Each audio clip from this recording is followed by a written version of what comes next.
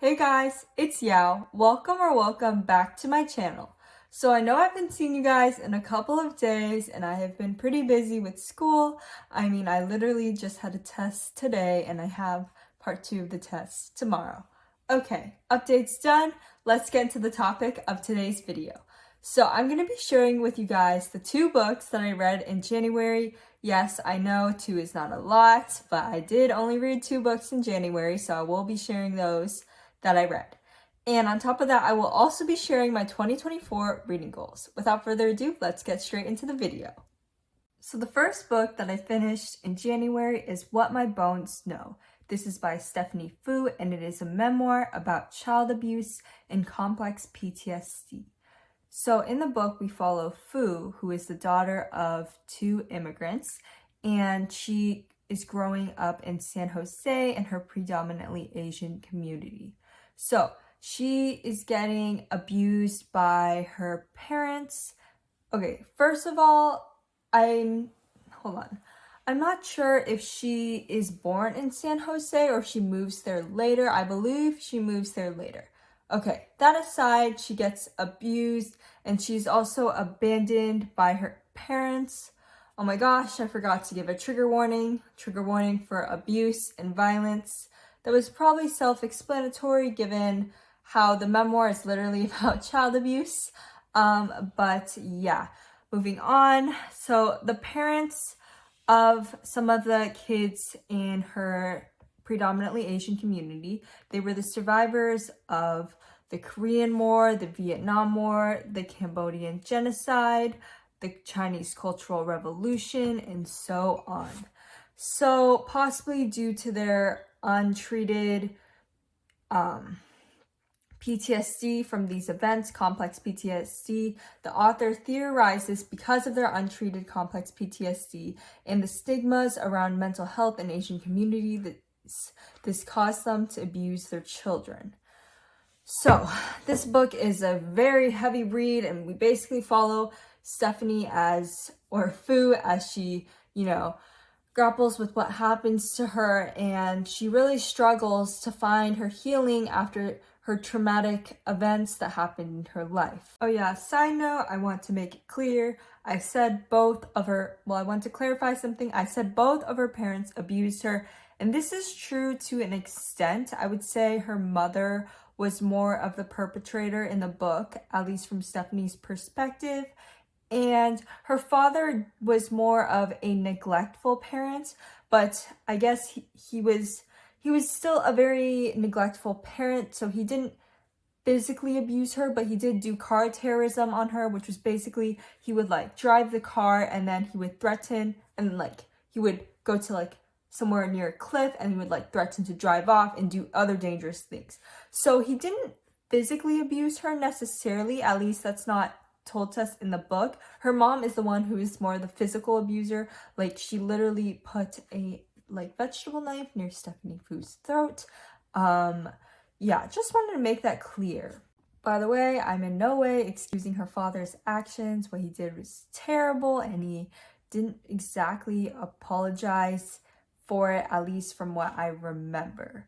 So I'm just trying to make sure that information that I share is as accurate as possible. So that is why I am clarifying it. Okay, so my thoughts on it was, when I first read the first part, because it's split into 5 parts, I was like, wow, this is just so raw. I don't like that word, but it feels so real and visceral. And yeah, I just never read something like this that seems so honest, but it's about something terrible. So it has no choice to be honest to get the message across, if that makes sense. I appreciated that honesty a lot, and I was having high hopes for the rest of the memoir. The memoir is basically about her healing journey, as I've previously said, and she starts to find more and more hope throughout her journey. Of course, it's not a linear journey, but she does find some semblance of hope by the end. So I think this is a very, very heavy and difficult topic, and I really admire the author for tackling this topic. I haven't read many books like this before. I'm sure there are some out there. I just find that this was a very unique book that was popular, because I don't usually see books like this that are popular. So I really appreciated that about it. Again, I'm sure there are underrated books that are also about complex PTSD, childhood abuse, and surviving traumatic events. I did like the extensive research that was given in the memoir. I really, really appreciated that. I liked all of the input from the different therapists and doctors. I thought it made it more scientific and just more complete. And so it wasn't just her own perspective about what happened to her. Yeah, there was one thing that made me feel a little bit like just not certain about the book. And that is somebody on Goodreads pointed out that her husband was in the military, and because he was in the military, he perhaps could have caused complex PTSD to others, because in the military you fight in wars, and as a result you have to kill many people or cause damage to their communities. And she didn't address that, so I guess the reviewer just thought she seemed kind of hypocritical for doing so, because this memoir is all about healing from complex PTSD. Personally, I don't know if I didn't read closely enough. I did not find the part where she said her husband was in the military, but that does sound familiar, so I'm not really sure what to make of this information. If you have read this, maybe you can let me know. But yeah, that was the only thing that made me feel kind of uncertain about it, because I just don't really feel right fully supporting this book if that is the truth about it. Okay, let me reword that. There are some very popular books that may have some problematic things in there that I do love a lot, just because I love the story and the characters, and I did enjoy the book overall, but there are problematic things in there. So in cases like that, I do recommend the book, but I will give some side notes about some problematic aspects of the book. So I guess I don't mean that I can't fully support a book if there's something that I don't agree with in there. It's just more so I'm a little bit more iffy when it comes to recommending it, and I do need to give a little side note and a preface about it. So yeah. And since this is a memoir, I did not rate it. I gave it 0 stars. On a lighter note, I also read a romance last month, and that is The Heart Principle by Helen Huang. So in The Heart Principle, we follow this girl named Anna. She has autism, and she is struggling with creative burnout. On top of that, her long-term boyfriend tells her that he wants an open relationship. So she's going through some things. And then she meets Quan, and she and Quan hit it off. But then shortly after, her dad gets sick from a chronic illness, I think. Or no, he had a stroke. I think, and then he has to stay in the house, and he literally is paralyzed. He can't talk and can't really move, I think. So she has to take care of him. And yeah, that's basically what this book is about. My tea is cold now, but that's okay. I'm almost done. So let's talk a little bit about this book. I have a lot of thoughts. All right, so first off, it's a bit depressing. It's a bit bleak. We are reading from this girl who is struggling with creative burnout and perfectionism and just many, many things. She is also a bit of a pushover. I don't know why I said it like that. But she has trouble standing up for herself, and yeah, it makes her life really difficult. A lot of the problems in the book, I feel could have been solved if she just had a bit of a backbone. I don't want to be the one to say it, but I'm going to say it because that's just how I honestly feel.